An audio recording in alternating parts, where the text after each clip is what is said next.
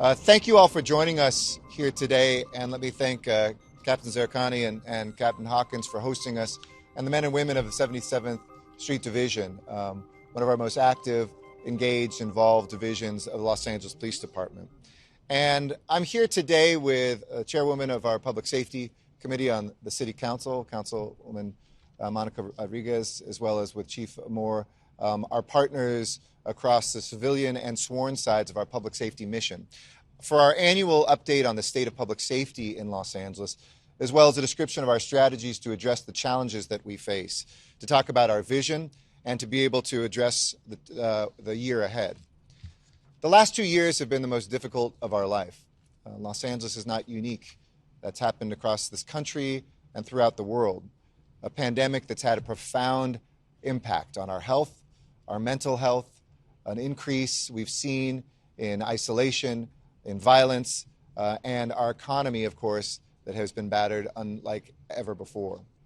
But I want, as we start a new year, to be very clear that public safety is always, must be our top priority, and I know is for everyone assembled here.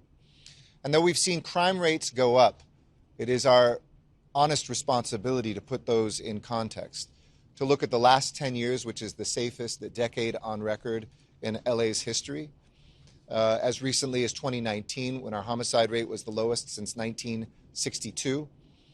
But as I always remind folks, and as I say in these press conferences, if you are the victim of a crime, stats mean very little to you. The only statistic that matters is the experience you've had, from the suffering of families who have lost loved ones down to even petty crimes which degrade the quality of our life. You want to know how justice will be served. You want to know how your tax dollars will be spent. And that's what we're going to be talking about, framing my remarks around three issues. First, that reducing crime requires broad ownership, that we can't just put this on the brave shoulders and the broad shoulders of our police officers, but this must be owned by every civilian, by every strategy, and by every approach we can take to co-own public safety. Second is to always lead with transparency and accountability. These are the core values I know of this Los Angeles Police Department, but also from your city leaders of our government. And third, a focus on people. Statistics sometimes get us away from the actual human beings, the narratives, the men and women who are behind badges, the interventionists who go out there. We will continue this year to focus on our people, from hiring officers to meet our attrition and to make sure they represent our diverse city.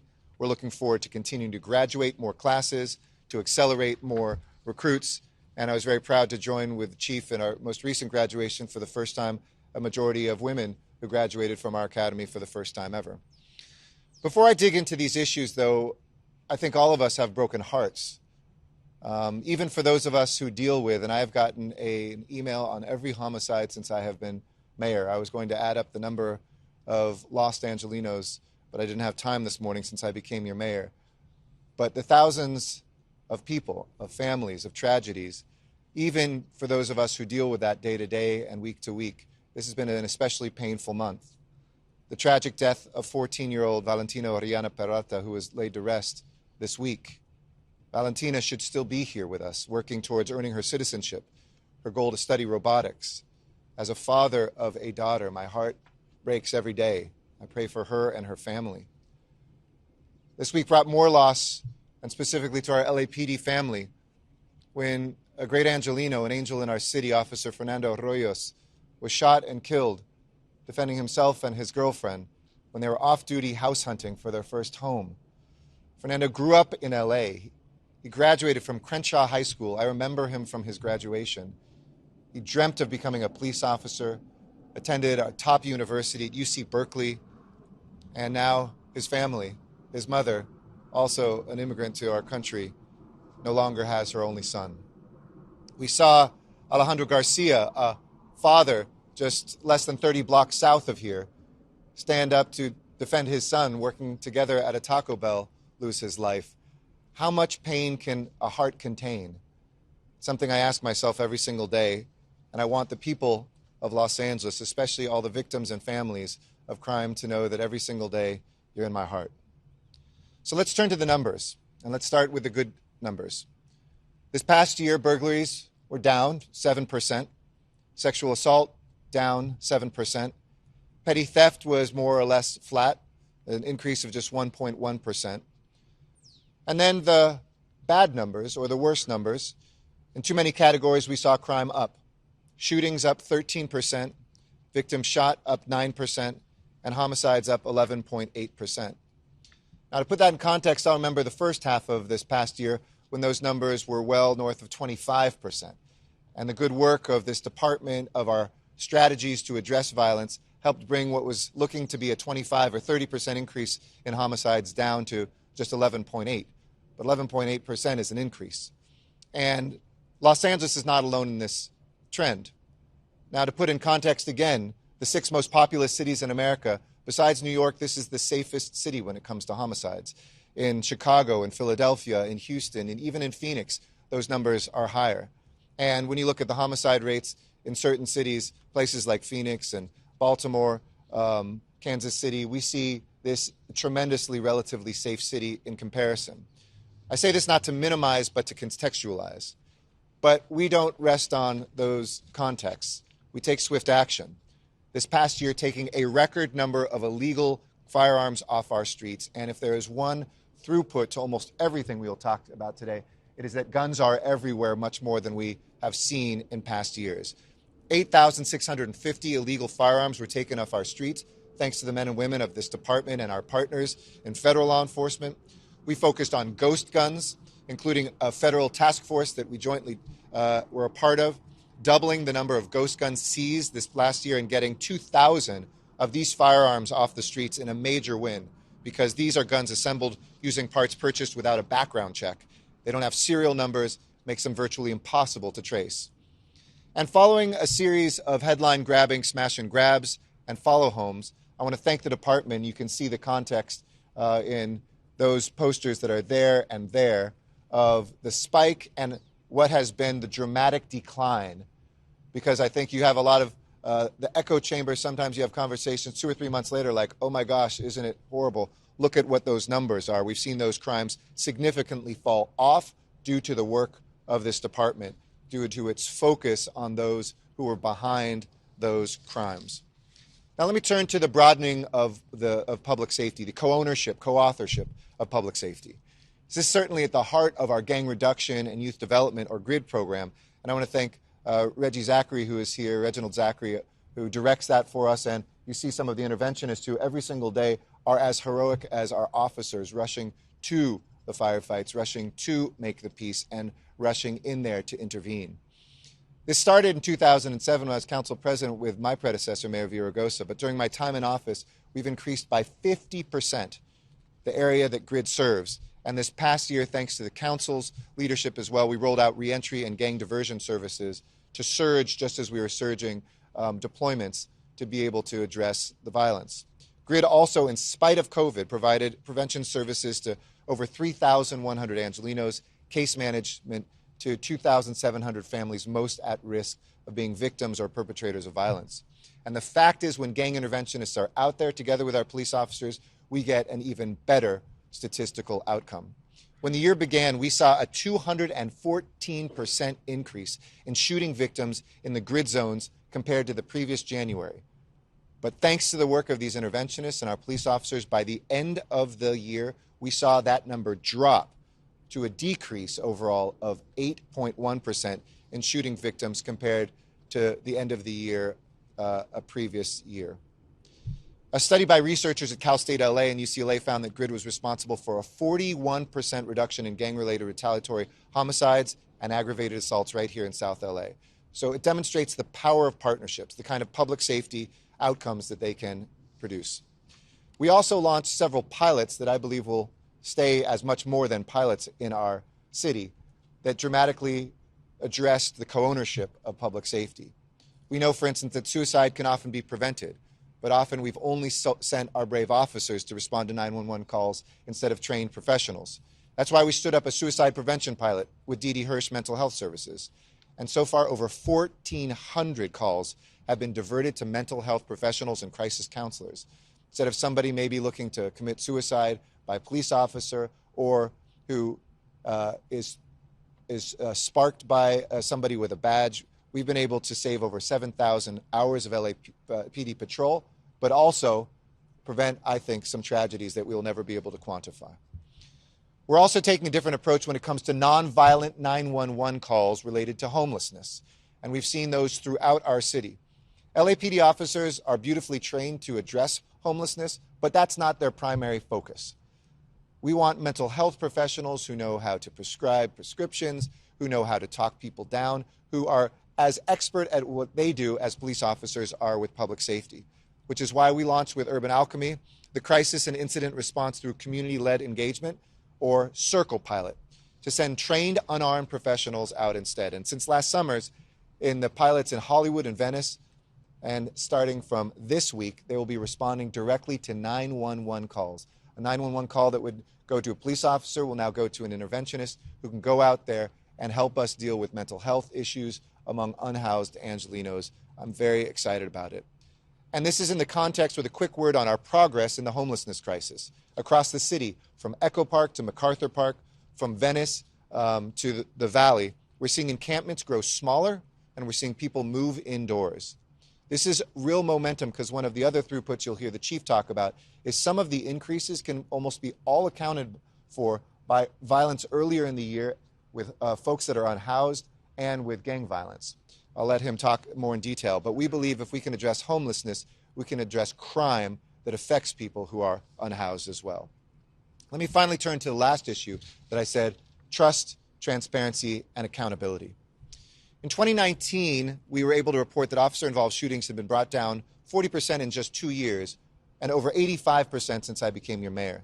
In fact, when you did the per capita statistics just over a year ago, we were 96th out of 100 in per capita fatal officer-involved shootings in a city that has violence. This year, as we saw in other cities, we saw that increase. While it's significantly lower than where it has been historically, there was a 37% increase in officer-involved shootings, which mirrors much of the increase in gun violence. The fact that most people in these incidents did not have guns, though, have led us to step back to work with our commission, our council, and our chief to put fresh eyes on what we are doing. I'm focused now on 3 immediate actions to be able to address this. Ensure and expand transparency and accountability so people know how things happen and why they happen. 2, to re-examine the department's use of force policy. And 3, to supplement and to expand officer training to address pitfalls, better prepare officers for what they might experience in the field. First, on accountability, I've directed Chief Moore and our police commission to do a full accounting of what happened most recently with the shooting of Valentina on December 23rd. Beyond this event, I've asked the Police Commission as well to instruct the Office of the Inspector General, our independent civilian oversight, to report on the department's record of out-of-policy findings and the disciplinary actions and penalties that were imposed. Quite often, the chief, this department supports discipline. We, as political leaders, looking at the evidence, do as well, but the outcomes aren't there. And I'm interested in how this contrasts with results from the Board of Rights appeal process so that we can ensure accountability and have a clear understanding of whether the Board of Rights process is fair, just, and representative of the people of Los Angeles. Preliminary findings by the Inspector General indicate that the current all-civilian Board of Rights structure in its current composition is too lenient. But I support the reform of this board and finding those numbers and the statistics behind that, certainly when we have command recommendations on discipline that aren't being upheld. Next, on our use of force policy, I've asked the leadership of our commission and in the department to closely re-examine our use of force policies, to honestly evaluate existing reforms, and to be candid in identifying new recommendations to address problems that remain, especially shootings that involve, on the other side, somebody without a firearm, which is critically important. And lastly, training. I support the Chief's directive for the LAPD Training Bureau to develop scenario-based training dedicated to incidents involving weapons other than firearms and incidents involving mental illness. I started my remarks today by talking about how difficult this past year has been and how pained our hearts are. But I want to close on a note of gratitude before inviting the chairwoman of our Public Safety Committee forward. Whether I'm to leave as ambassador to India in the coming weeks or month, or whether I was to hand the baton to a new mayor in December. This will be the last of these briefings that I do. I've done, I think, 9 of them as mayor and probably as many of those as council president. And I just want to say to all of the public safety professionals, starting with our police department, our grid workers, my own public safety professionals, what an extraordinary honor it is to witness your bravery. While people run away from controversy, you run to the most difficult situations. We hold families. I have been with the families of our police officers who are fallen and tried to make sense of something that makes no sense.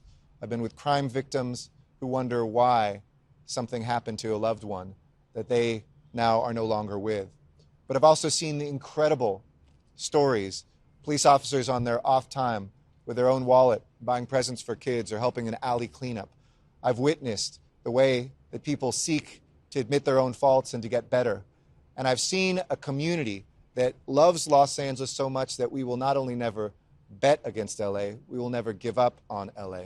And so I'm indebted to you, the men and women of LAPD, who have not only kept me and my family and our city safe, but who have every single day put on your uniform and come forward to protect our city. Our grid teams that do that, who are the embodiment of the turnaround and the potential of human beings. Our Board of Police Commissioners, who have probably the toughest unpaid job in America, and all our social service partners, law enforcement partners, and our extraordinary public safety team in the mayor's office. So with that, let me now turn it over to Councilmember Monica Rodriguez. I should also point out we're joined by a police officer and council member himself, Joe Buscaino. Thank you, Joe, for being here. Thanks for dressing up for today as well. We appreciate you. You look great. Councilmember Monica Rodriguez chairs our Public Safety Committee. She is so deeply committed to not only addressing crime when it happens, but to preventing it before it happens. Really, she led the way to our first youth development department this year, and her commitment to that intervention and prevention as well as enforcement mission is unmatched. Monica? Thank you, Mayor, and thank you, Chief, Commissioner Briggs, for being here, and of course, all of our law enforcement professionals and all of those allies that are here in support of helping to make a safer Los Angeles.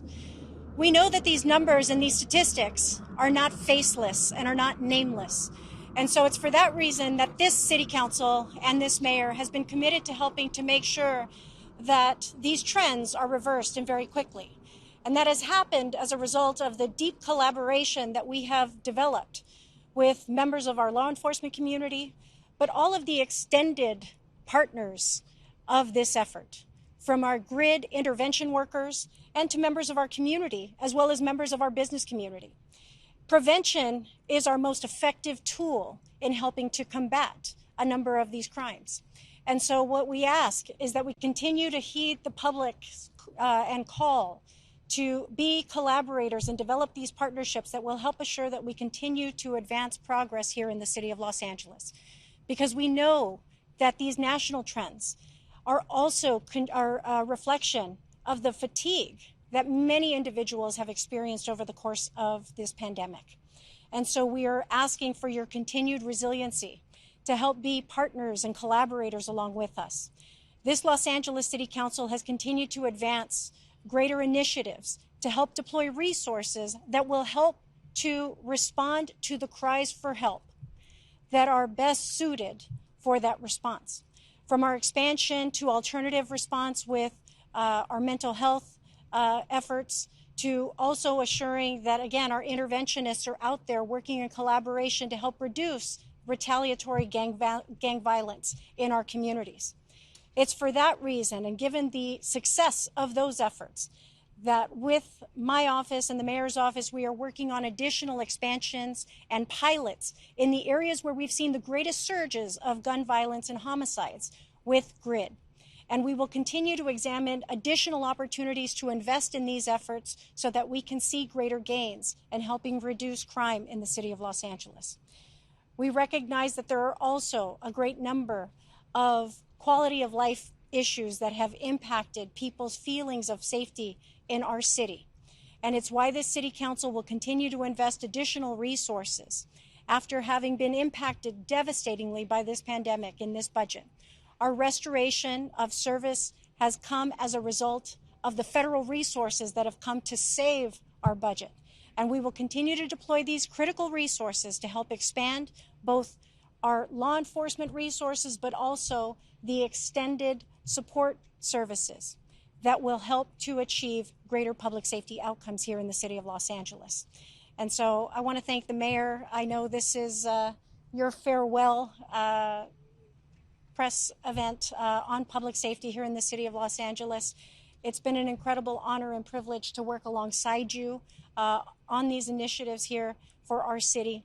And I want to thank the people of Los Angeles for their trust and their support, that we will continue to work in partnership with one another to help continue to decrease and improve our public safety numbers here in the city, and making sure that all of our residents feel safe in their communities, regardless of what zip code they live in. Thank you. Thank you very much, Chairwoman, and thank you. None of those alternatives would have come through without your great leadership. Next, I'd like to invite the president of our police commission forward, William Briggs, who served as a commissioner before for the city and then stepped forward when I called, or maybe everybody else stepped backwards, so he was there. But I really have been so impressed to him. These are not abstractions, whether it's police officers that are in his own family, whether it's the civil rights that he has fought for. He is a representative, I think, of all of the heart of the city, and has just done an extraordinary job. Thank you for stepping forward. I'd like to turn over to you now. Thank you, Mr. Mayor. Thank you, Mr. Mayor. Thank you, Councilwoman Rodriguez. Thank you for your partnership. And Mr. Mayor, I don't know whether to thank you or for this position. I'd like to start this morning by offering condolences on behalf of myself, as well as all the commissioners, to the family, friends, and colleagues of Officer Fernando Arroyas, who was murdered Monday night in a senseless act of gun violence. Our prayers are with him and his family. This past December, our city saw a rise in the number of officer-involved shootings. And while we're here today to take a deep dive into the statistics from last year, addressing those year-to-year statistics is important, but a discussion of the complete picture that emerges, as the mayor described, is what is needed. As the mayor pointed out, the last decade has been one where Los Angeles has been one of the safest cities in the country. And that success absolutely resides with the reduction of the police use of force, as well as officer-involved shootings. Unfortunately, this past December, we saw a rise in those numbers. There are a lot of factors that caused it. However, one of those shootings involved the tragic death of a 14-year-old who came to our country with hopes of a better life. The entire commission is heartbroken at the loss of Valentina. And I want to extend our condolences again to her family and community. The investigation into the shooting that caused her death will be thorough. The commission will hear the results of the investigation, and it will make the final determination as to whether or not the officers involved, their actions were within policy or without a policy. Her tragic death demonstrates the need for continued improvement in the areas of use of force and officer-involved shootings. The increased number of officer-involved shootings is of concern not only to Angelenos, the department, but the commission. This is especially true of incidents that involved weapons other than guns. In the coming months, as the mayor pointed out, the Board of Police Commissioners will undertake a review of the best practices and current policies to determine how those policies should change to preserve life rather than take life. The review will also include dialogue with community members, community-based organizations such as we have here today, other law enforcement agencies, to further balance the need for police response as well as the importance in maintaining community trust with the police. After this review, the Board of Police Commissioners will consider new policies designed to preserve life. This review is just another phase of what the Commission has been doing. This past year, we adopted recommendations from the after-action reports, and some of those recommendations have been implemented already with regard to the use of less lethal force. Some of those recommendations include more training for officers so that they not only know about crowd control and how to use less lethal force, but also to use less lethal force when there is no present imminent danger. The Commission has also recommended, as pointed out by Councilwoman Rodriguez, increased resources for the department to face the challenges that our city has today. Some of the additional requested resources are for an expansion of the Community Safety Partnership Bureau, as well as more beat patrols throughout the city to ensure public safety. Finally, I want to remind everyone of the everyday heroism that is demonstrated by police officers. This past weekend, we saw where officers of the Foothill Division put their own lives in line in order to save a pilot whose plane was down, and just 5 seconds he would have been killed had it not been for the actions of these officers.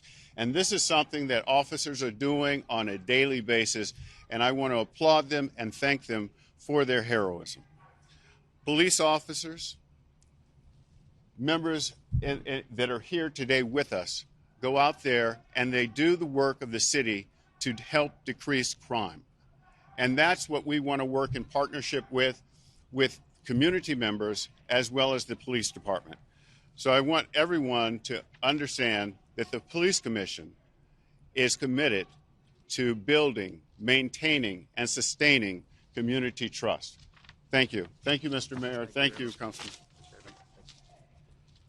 Thank you. Now I'd like to invite our leader forward, and I neglected to say when I thanked everybody to thank this chief. I've served with 2 extraordinary chiefs. It's been my honor to come up and to see this chief who started as a captain when I was a council member, and we both were in the Rampart area of the city. I knew he was the right person at the right time for this job. He's seen some of the toughest days, and I appreciate his leadership. Please welcome Chief Michael Moore. Mayor Garcetti, thank you for those kind remarks, and let me congratulate you on this latest step by the Senate and moving forward for your confirmation. This will be a loss to this city, a loss to me personally with your appointment, but I know America's gain in our relationships with such an important national interest in India. I want to also thank Council Member, Chair of Public Safety, Monica Rodriguez, who's here. Thank you for your remarks earlier. Councilman Busciano, I like the sweater. I do. Importantly, Reginald Zachary, head of our grid. Even more important are these community members, these interventionists, LaWanda Hawkins, ministers, our interventionists that are in the streets, that are important partners with us in improving public safety and saving lives and in joining with us in this shared responsibility. Behind me also is a senior leadership team, members of the senior leadership team that are critical in us actually going about and leading this organization and executing the strategies that you'll hear a lot of overlap of remarks regarding my remarks, the mayor's remarks, Chair of Public Safety's remarks, because this is a city that's united and is moving forward. But these men and women that are behind me are the ones that go out and marshal the resources of this department to actually achieve that. Assistant Chief Beatrice Kamala, Assistant Chief Dominic Choi, Deputy Chief Mata Tingarides. We have also the newly appointed Chief for South Bureau, an important member of policing south of Santa Monica, and that's Gerald Woodyard, Deputy Chief. Thank you for being here. So these are all, yeah. And then Director of our Office of Constitutional Policing and Policy, and that is Director Rhodes. This team works together in looking each day to how do we address the challenges of policing the second largest city in America.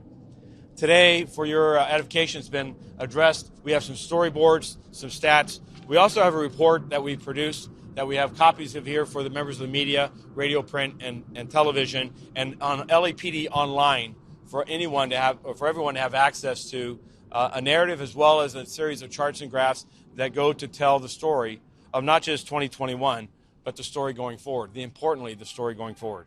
In that report, we'll talk about our commitment to community policing and its initiatives.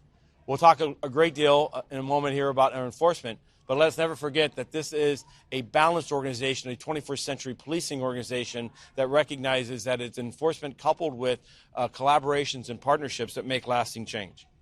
I will spend some time this morning to talk about our increase in officer-involved shootings and our actions forward, as well as the impact on COVID on our personnel, and a series of other initiatives are covered in the report.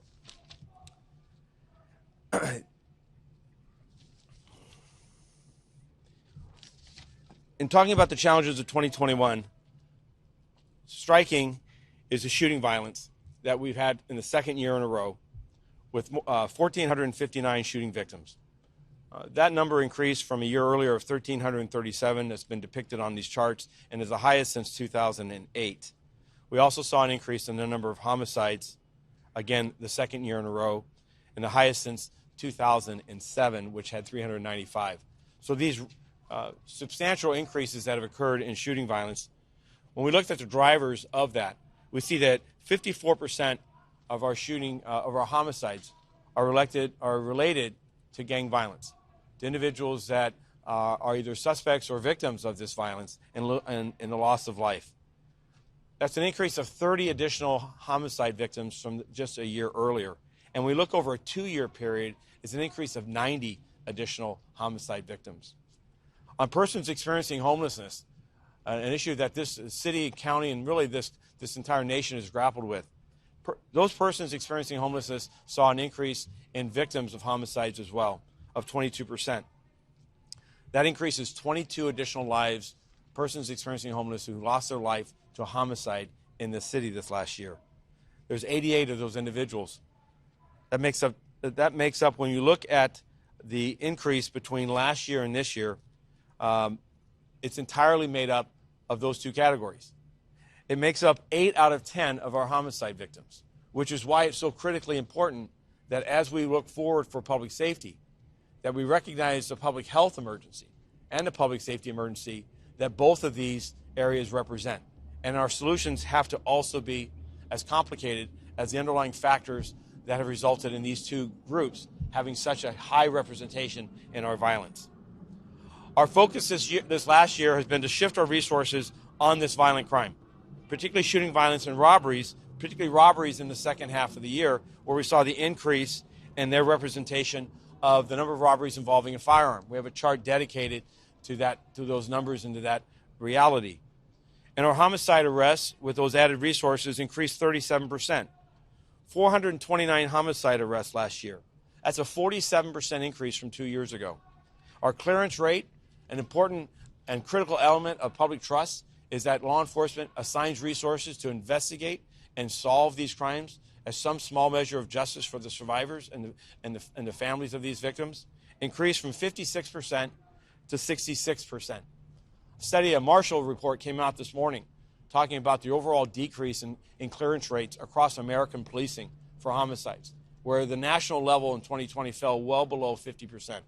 Major cities in some areas solved as few as 2 out of 10 homicides. This past year, we focused our smaller workforce on violence and shooting violence and homicide investigations. I'm proud of the work of both the community as well as our investigators in going out and solving that as a small measure of trying to provide some justice and accountability. Gun arrests increased by 70%. And specifically important in that area is the recovery of ghost guns. As the mayor indicated, nearly 2,000. When we look at the year-to-year change of gun recoveries, you'll see that it is a record high and entirely or nearly entirely made up of these guns that are being manufactured in garages and sheds and backyards by individuals for the sole purpose of greed, the sole purpose to sell those weapons to individuals who are prohibited from having a firearm because of their dangerous and violent past. And I believe that is a major driver of the violence that we see. Additionally, the second half of our year, we put uniform investigative resources as a direct result of the mayor and the council, including Council Chair of Public Safety, on added police resources, on restoration of hiring that allowed us to deploy added deployments of foot beats, of our mounted unit, of our visible presence, as well as investigative resources to address follow-home robberies, smash and grab instances. The violent crime task force that was put in place by augmenting resources on an overtime basis resulted in a reduction of 80 fewer shooting victims. That's a 17% reduction. South Bureau was the largest benefactor with 8 fewer homicides and 314 fewer violent crimes.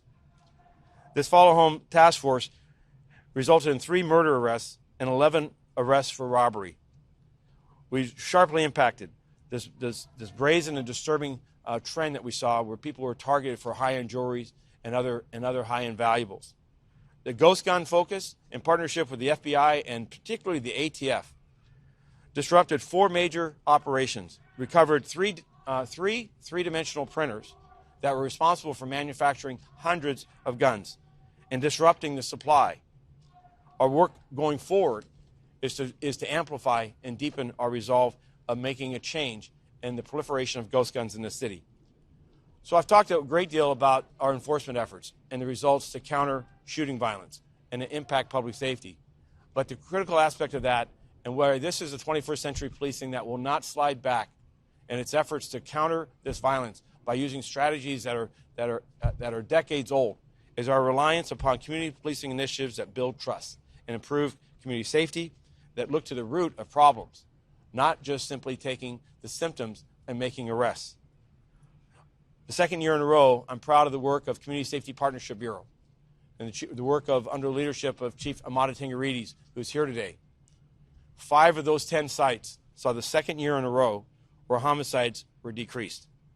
Overall, with the increase in violent crime across the city, those 10 sites had 11 additional violent crimes over the entire year. The point of this is that the building of trust, the building of communities, and through surveys identifying that with nearly 1,000 participants, 71% asking for a greater police presence, and identifying gang violence as the greatest safety concern for their welfare, demonstrates that the improved resilience working together in safety plans can improve at a micro level, at a neighborhood level, neighborhood by neighborhood, the safety of this city. Additionally, the alternate services that have been pursued, that have been authorized by this council, supported by the mayor, enjoys our full support. We pursued through juvenile diversion, crisis response, mental health, and community services. The ideal response in many instances is not for a police officer, but too frequently, even today, it remains us as the only resource. The report also details other aspects of our department initiatives, but I want to spend a few moments on the increase of a serious concern regarding the officer-involved shootings. And as the mayor indicated, this increase that we've seen after record years, record lows, while the ideal number of an officer-involved shooting incidents in this city is 0, in 2018 and 19, we saw those numbers at 26 and 27 respectively. In 19 and 20, 26 and 27 respectively. Last year, that number grew to 37. And I share with the Commissioner, Commissioner President Briggs, the Mayor, City Council, Chair of Public Safety, our deepest condolences to the family of Valentina. For that young woman, that young lady, that young girl, here in a promising future to die in her mother's arms as officers responded and tried to stop the actions of a violent assailant, is truly is one I'm profoundly sorry that happened. I know that the worst, and I'm confident, the worst experience of a police officer, the worst fear, is that their actions result in the death of an innocent individual. We are committed to a full and transparent investigation. We're committed to ensure that every aspect that we learn of that is known by the public. We also are committed to ensuring accountability, that the actions from the beginning to the end of the entire organization, of every member that was responsible for having any involvement in this, will be examined and compared to our policies and procedures, and that the judgments made both by my recommendations to this Board of Police Commissioners as well as their final decision, will be known by the public. And a written report of our investigation as well as their report and that of the Inspector General, an independent reviewer, as well as the Attorney General of the state of California, will all be brought before the community, for the community to understand and interpret and make their own judgment as to our actions. But critically important, when we look at the instances of gun violence and we look at the instances of police involvement in that have increased in other cities, New York, Houston, Chicago, our peers with the Sheriff's Department, what can we do to change our numbers? And how can we lead our way as we lead American policing in so many fronts to eliminate these increases, to avoid the use of deadly force whenever possible as an absolute last resort, and to find ways of de-escalating, find ways of resolving this, protecting our officers, protecting the public, and protecting the individual many times, in more than half of our instances last year, suffering from some type of mental health crisis. Last year, 22 of our 37 instances involved weapons other than firearms. That's an increase from 11 from the year before. So our area of work in this area, not passing judgment on any one particular shooting at this point, was this last quarter of 2021, as we saw this increase develop, was to challenge our training personnel, challenge our experts to dig into those events with what preliminary information known, and what are the common facts and circumstances, and how do we better prepare and improve the resilience and the ability of our people to safely navigate those challenging circumstances in those chaotic scenes. What has come from that is both the acknowledgement and the commitment to looking at our policies and procedures and trainings and the tools that our people have. Are they sufficient, and how can they be improved? But also critically important is ongoing training and the education of our people to build their resilience, to build their ability to recognize imminent peril, and to build their ability to de-escalate and find alternatives. That is only done through the commitment of added training and scenario-based training that gives them life experience to see situations that are terrifying, that are putting them at risk, that are putting them in peril, to find ways to rely upon those techniques, to rely upon those tools, and to work as a team to safely resolve it. It is my commitment as chief that is a primary and significant focus of our work as we move into 2022. Let me close by saying that we've talked a lot about what happened in 2021 and our efforts to counter it, our efforts on focusing on violence, our efforts on focusing on gun violence, on providing justice to the victims of that violence by shifting whatever resources we have, to balancing that with our continued engagement with GRID, our continued engagement with community groups, with community engagements with the shared responsibility.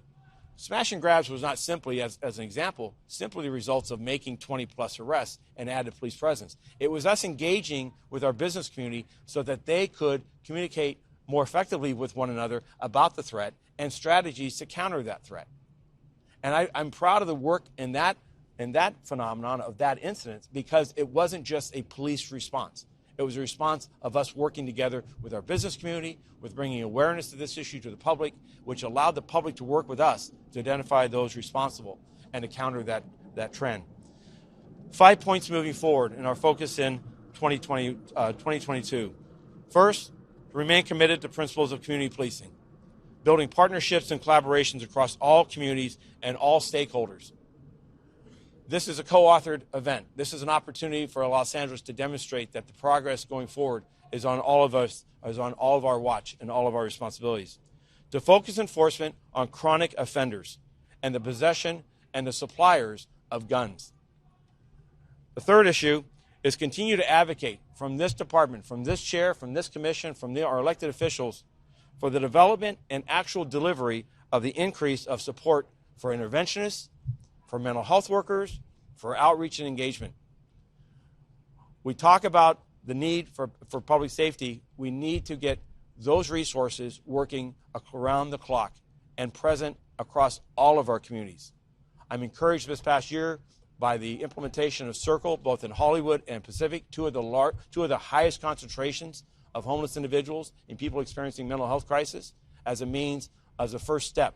But we've got to deepen it and we've got to amplify it. And this chair is asking, as we ask for added police resources, we're also asking and believing that this city, this county, and this country can do better with mental health and with support for people experiencing homelessness. Number 4, we need to rebuild this department.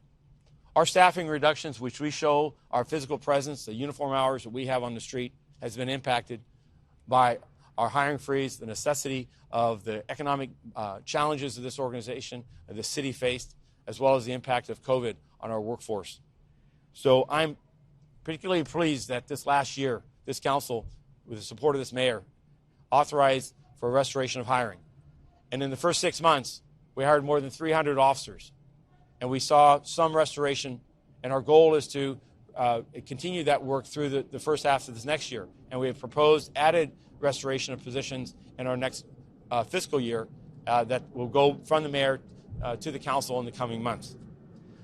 Building that department, this department, though, must be also recognize that it needs to represent qualified individuals who are diverse and who are representative of all the communities in which we serve.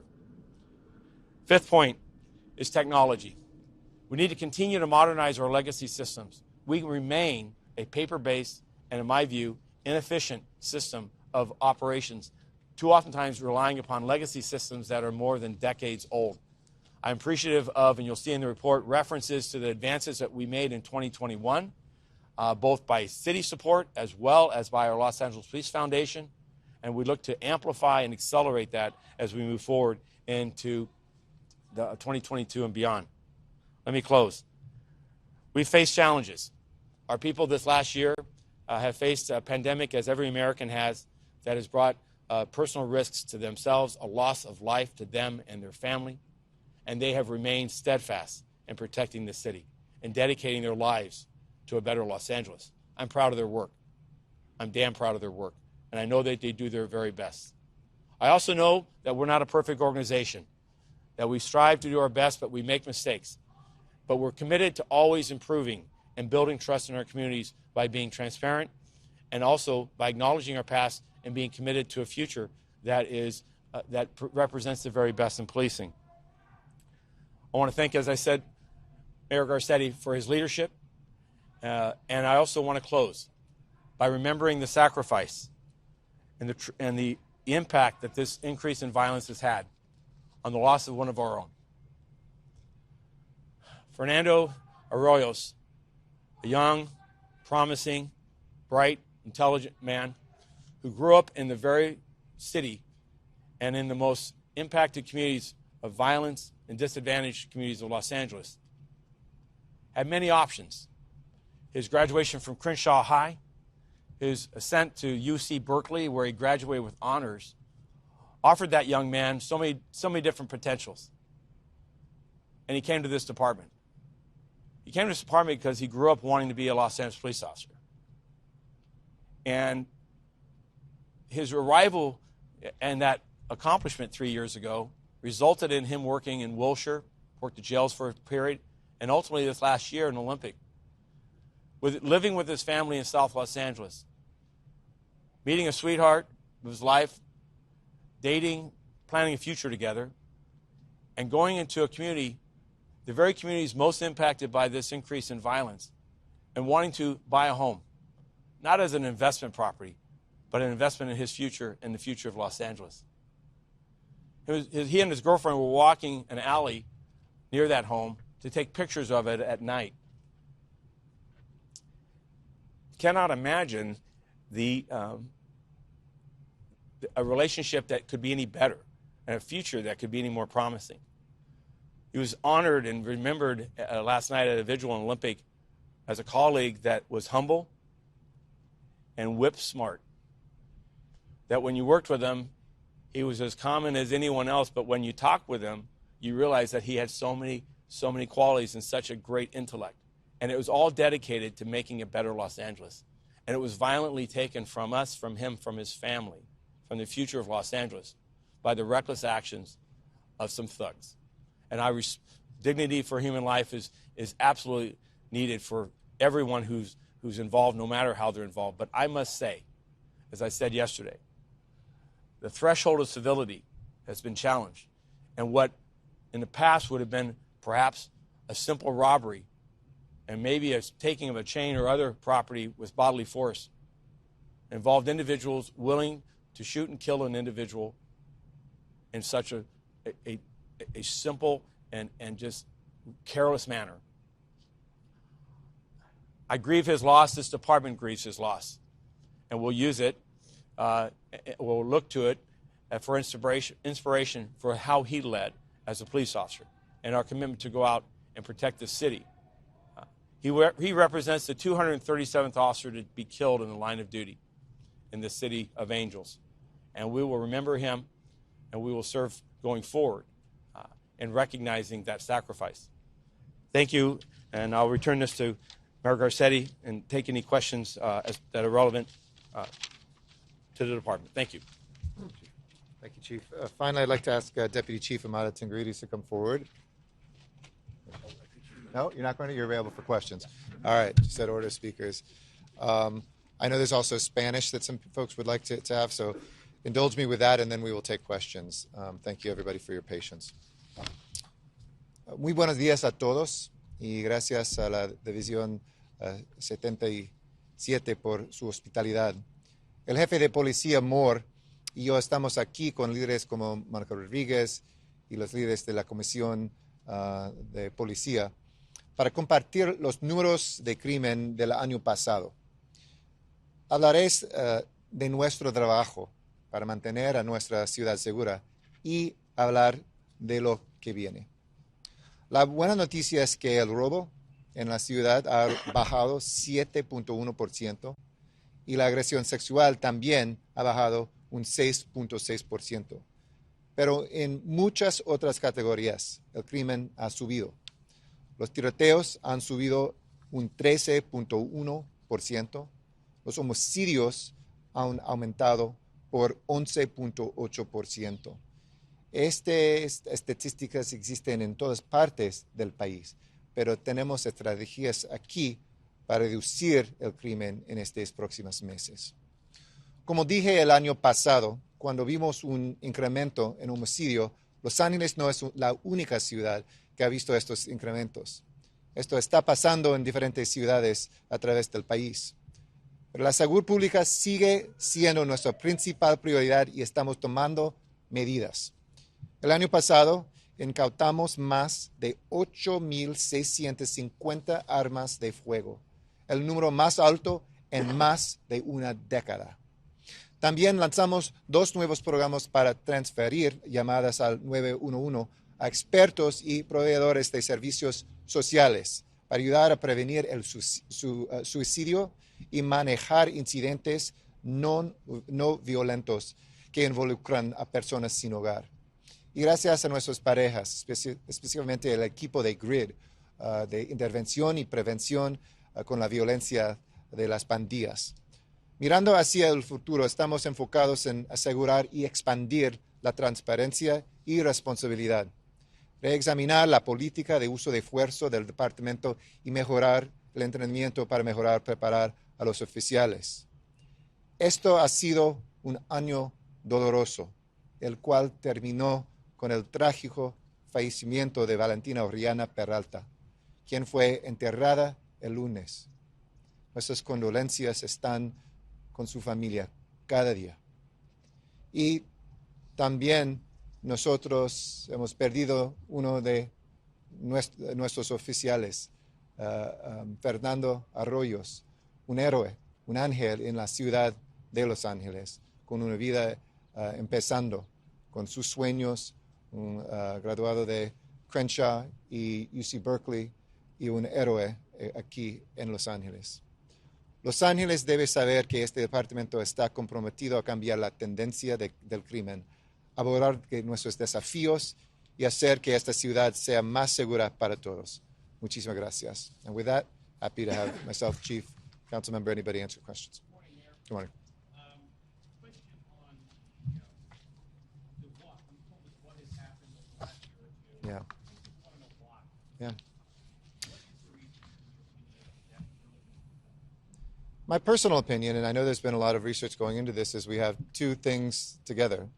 The trauma of the past 2 years and the mental health crisis that came out of this pandemic, and two, that we have a lot more guns that are out there. Combined with some of the things that happened in the pandemic to stop the spread of COVID, for instance, fewer people incarcerated, I think those things together have caused us to see more violence. When guns are out there, we always see more violence. But also, as the chief said, there's been, I believe, a dissolution of some of our social contract. That even if somebody was going to do something bad, they wouldn't shoot and kill someone. As a bystander intervened to stop a 17-year-old who was beating up his girlfriend, that guy came out and shot that bystander, that Good Samaritan. We're used to these stories always, but when they increase, and we have to keep in mind it's not some doubling or tripling, but even when they increase by 10 or 20%, I think it is the erosion of those values that holds together. Kids haven't been in school, people are fed up, they were cooped up, and guns were purchased in record numbers. So I think that's probably the main reasons. I don't know if the chief wants to add anything to that. Yeah, sure. Sure. Beyond that, there's also a sense that there are no consequences anymore. Mm-hmm. That when people get in trouble, there's either a bail, people are out Yep. faster than they used to be, whether it's on the prosecution side or whatever. But there's that sense that there are no consequences anymore. What's your comment on that? I think that the larger factors, I think that is, those are things that need to be looked at, but it is usually overstated and oversimplified. I hear that all the time, and that's the reason. I know prosecutors who are putting folks forward. I know people who are making bail. It's not that there's no bail. And I know that there's judges sometimes who are not putting people in jail. So to just simply put it on any one branch's shoulders, I think, is a false narrative. I don't think that when somebody is out there about to commit homicide, they're looking at the policies that are there. They're committing that for much more complex reasons, violent reasons that have to do with psychology, with sociology, and with the availability of guns to resolve conflicts. When you look at the numbers, I think what also runs counter to that is, petty crime 1.1, burglaries down. Like you have to square those things together. If it is such a free-for-all, why wouldn't we see this on all categories? So while it can be a part of the factory, and I haven't been shy about saying people need to be locked up and there need to be consequences for folks who do repeat, oftentimes that has nothing to do with recent changes in policies or personnel.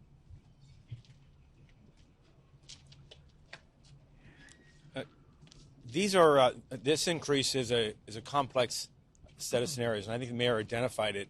He made a passing, and last portion was the criminal justice system. Every aspect of our society has been impacted by the pandemic. You have heard calls by myself, the mayor, Commissioner President Briggs, members of our communities, LaWanda Hawkins, and others that are victim advocates and people who represent those that have been preyed upon by the criminal element, that there's a growing sense in communities that largely driven by the pandemic, some driven by our efforts to continue criminal justice reform, to be fair and to have a system that's just and respects everyone with the same level of rights, have made adjustments in the system over the last decade, amplified by the pandemic, and there's not a criminal court trial being held today for the next 2 weeks because of the pandemic. The early release of individuals and offenders, zero bail that results in an auto theft or an individual going out and committing another auto theft because of a sense or a reality that they're back out. And then from our officers, seeing individuals arrested for gun arrests, particularly gun arrests or violent crimes, and back out on the street. And it's a badge of honor. And they're using it. Now, these are reckless individuals. These are individuals that are careless and have, frankly, been a victim of, in the sense that they have a sense of hopelessness and carelessness about the value of human life. But these other helping hands are the ready availability of guns, the sense of a lack of a future or support, has set up a scenario, a perfect storm. Now, I agree with Connie Rice and others that'll talk about crime being a phenomenon that deals with it's a public health emergency, and that we have to look at this not just from the efforts of policing is going to fix it any more than you look at a serious illness just being, giving an antidote of medicine to try to counter it. Our call to action, though, on this is that we're at a grade 2, and it can worsen. When you look at those numbers, we're not where we were with Chief Bratton, with Chief Parks, with Chief Williams. This city is not where it could be, but I'll tell you, every police officer here will tell you the ready availability of guns and the lowering of this civility, where their willingness to resort to gun violence, and listening to our advocates and hearing from our interventionists whose greatest ask is to shut down social media because of the violence that it invokes between people who have seemingly no future and are insulted by a post and will go out and hunt and pray and shoot and kill another individual for something that's said on a Facebook post or an Instagram. That those are real phenomenons. And while it doesn't set this city on a course for destruction, we also can't minimize it. And no one here is. We got to recognize this pandemic, and as we've adjusted to it, now entering our third year, with its realities and impacts on how we operate society, so we must also do this with our criminal justice system, with our courts, and with those that we incarcerate and keep from the public, despite the risks to them and respectfully to their health and welfare, because out of respect and out of respect for the health and welfare of the communities in which they are victimizing. And that is not a singular focus, though. If we just solely focus on that, we're not going to address this, because critically, when I talk about the drivers of homicides, is gang violence, and it's also persons experiencing homelessness. Fueled criminal justice reform efforts with COVID, yes. Huge numbers, tens of thousands of people who were not in prison that were released back to the field, critically without resources, without housing, without jobs. And so their return back to a community in a high-risk environment results in further acts of violence and their own loss of their life. So that's not a policing issue. That's a societal issue. Mental health, the attacks on individuals, innocent individuals standing on a bus stop or walking down the street by individuals experiencing mental health crisis, some of those involving the police and us having to try to resolve it, but many times finding that they've come into the society's view and a mental health system that's absolutely broken. There's not a mental health urgent care resource within 10 miles of this location that's open beyond the business hours, respecting holidays, of course. And that is wrong. And so we can change those. We got to call them out. I appreciate the Commissioner Briggs and the Commission's leadership that advocates for building this organization so that we can build on trust, we can build on encounters, we can build on community safety partnership. We can demonstrate that cops count and that when they work with communities, the community's confidence in us improves. But simultaneously, if we just continue down that road, which is the road that we were 20 or 30 years ago, we'll continue to see the inadequacies of the solution because we will not address the true and glaring issue of the social injustices that exist in mental health and in the welfare of these most disadvantaged communities. Short answer. Yes. And I know ideally you don't want any bias. That's correct. Given the reality of our population, the crime rate, is there a model out there that says how many OISs you should have for a population of Los Angeles? And are you in proportion or out of proportion with the community and the number of the homeless? As the mayor indicated, the last look at this had us 96th out of 100 per capita. This is a city of 4 million. The ideal number is 0. I believe the success of American policing is not benchmarking and saying, well, we're better than the sheriff's department, or we outpace Houston or Chicago. We don't grade on a curve here in Los Angeles. Reverence for human life, use of force as an absolute last resort, the techniques, the policy, the adherence, the accountability, the expectation of our people. This is a profession that I think is unmatched as far as what we ask policing to do in these miresome situations of challenges where so much of the rest of society has failed, and an officer is going to come in and fix it. And by the way, they fix it tens of thousands, hundreds of thousands of times. They resolve it safely. But we've seen this number, and I'm a process person. I believe that in that increase and seeing and pulling it apart, that there's opportunities to make incremental changes, whether it be policy, procedures, training, accountability, but each of those offer an opportunity. And if we can avoid one, that becomes avoiding 2, that becomes avoiding 3, then that's how we get these numbers reduced. When we look at officer-involved shootings across this city, across the decades, 37 is still well below the 47 or 44 we had in 2017. But the commitment of this organization, under the leadership of Mayor Garcetti, support of this council, as well as the leadership of the commission, called for us to reduce in the last 5 years the number of officer-involved shootings, and called for us to do it in a thoughtful and a reflective manner that protected our people, protected the public, and protected people engaged in very reckless and dangerous activities. And we achieved great results. This last year, those numbers were challenged. And the results, as we saw with the tragic death of Valentina, challenges all of us to do better. And our commitment is to do just that. Related to that, talking about the mental health intervention that you have out there right now. Not me, that we have, okay. The 1,400 calls that LAPD and CDR responded to. How do you get that number up? Because that's still obviously Well, okay. I can speak to it. It's not just the 1,400. That was just for the suicide prevention, which is a pretty dramatic number just on suicide prevention.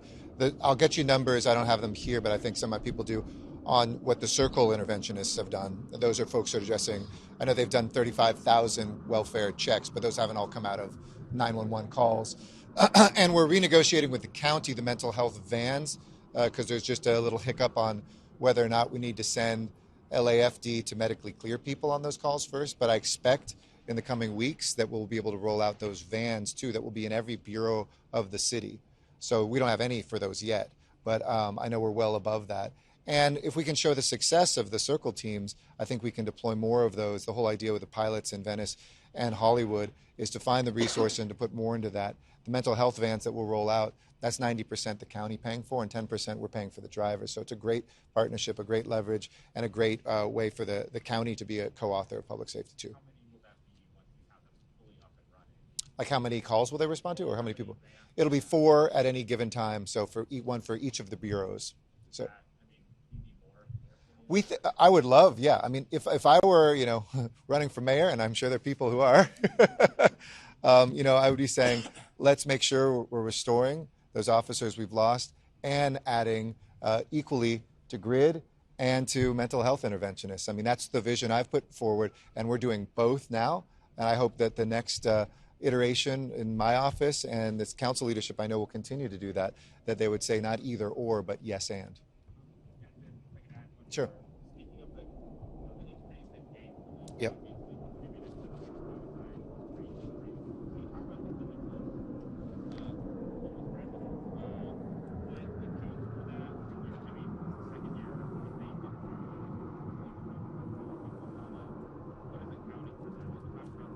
Yeah.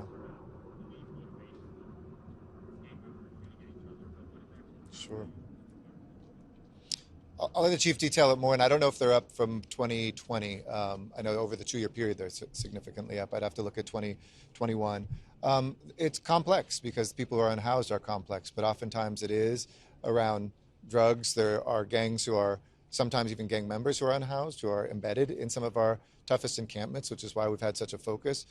We've seen stabbings over just conflicts. In Echo Park, when we went into Echo Park, we had seen homicides there when people were saying, keep folks there, don't move anybody. It wasn't good for their health, let alone for the health of the neighborhood.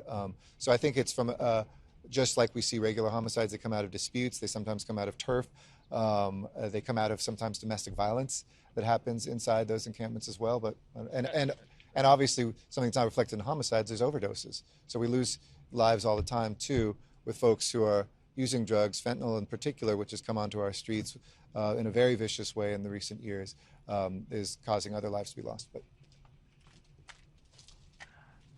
the mayor hit the point. It's revenge, it's retaliation. Some of that is involved in turf wars over the trafficking of narcotics. We've made, and I'm proud of the work of our partnership with the DEA, or gang narcotics, particularly in the Skid Row area, went into understanding narcotic trafficking in the Skid Row area. Major drug trade organizations from foreign drug trade organizations have formal means of trafficking drugs where they marshal homeless individuals as soldiers, if you will, to be distributors, to be the retail outlet. We have people both within those communities that are consumers of that, as well as people who travel there. And you'll see paying of rent for particular areas or blocks or streets corners. You'll see retaliations because of competing factors. And then you see individuals who come out of prison.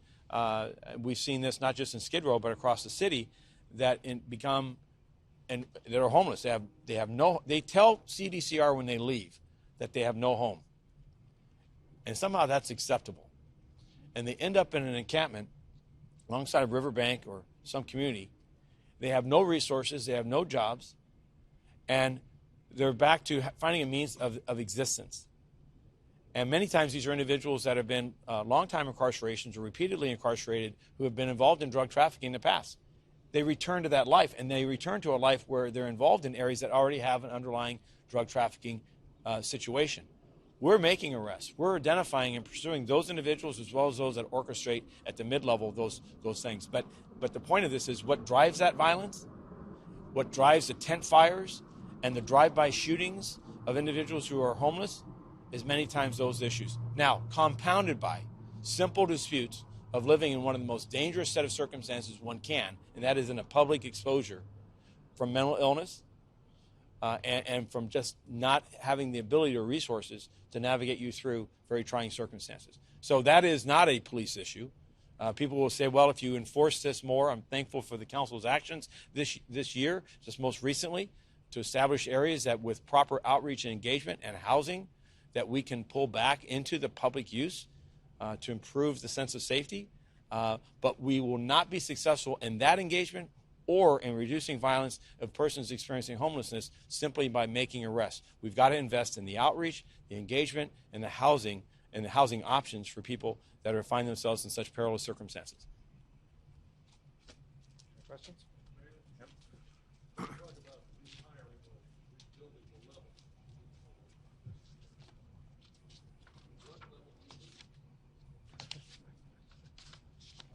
Well, it's a combination always of what level we need and what level we can afford. But we certainly, I think, have for decades shown per capita compared to some East Coast cities. But that's always been a little misleading because in West Coast cities we're not, our statistics aren't less per capita than the Houstons, the Dallases, the Phoenixes of the world. But we want to restore back to the levels that were authorized at least in this budget, and we're well under that. And, you know, there's a lot of, I've always said, I less fixate on the specific number of officers, though that's critically important, than the number of patrol hours we have. I'm proud that even in the past year, between COVID and between retirements and people leaving the department, we still have 800,000 more patrol hours than when I started as mayor. Every single year, nearly 1 million more patrol hours. I went after, and we successfully got the contract to be able to, in the city of LA, have LA Metro, MTA, contracts so that we don't have to have two different agencies trying to figure out backup when a city has bus lines and rail lines running through them. But, you know, I think past city incarnations have focused on kind of, it's this specific number, so we're going to take all these folks that were GSD police officers, now look how many more we have. I want us to be at a level that allows us to meet the challenge we have, and we need more officers to do that. So the last thing I'll say is I've authorized the chief and I've authorized our personnel department to do whatever it takes to speed up our background checks because our classes aren't big enough right now. And we've got enough good and qualified candidates, but it's taking too long to do those background checks. I believe our police department can do those more swiftly than we've seen sometimes our civilian folks do it, who have been very thorough, but sometimes a little not the same pace as our police officers. And so we've detailed police officers to help with that.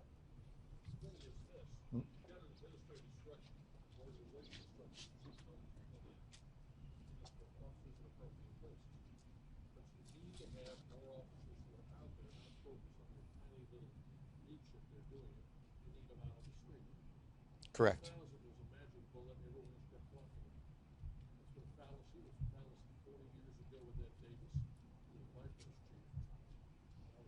Correct.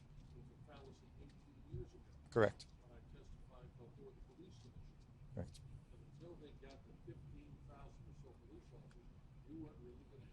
Well, but look, and I respect that, and I agree about numbers. I've always gone after numbers, both as a council member and as mayor.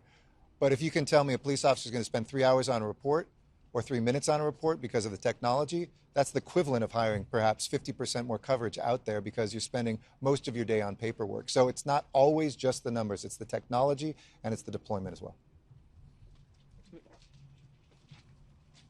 You know, this has always been a great subject of debate. We need policing and a sufficient number of officers so that they have time to work in our communities and build relationships.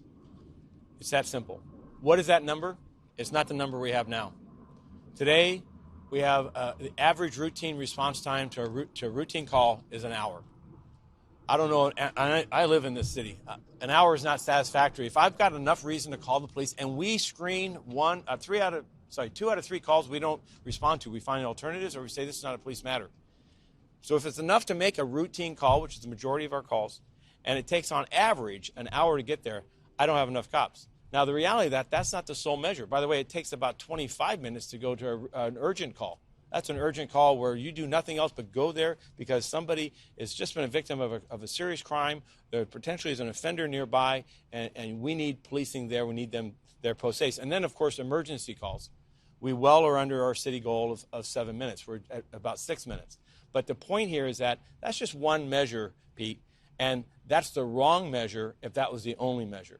Because just simply responding to calls, we're not a fire department. If all we do is respond to calls after a crime's occurred, after something's been reported, that's not prevention. What we need is the 40% of our workforce time on self-directed community engagement, problem solving, building collaborations, building relationships, building an understanding, and being understood.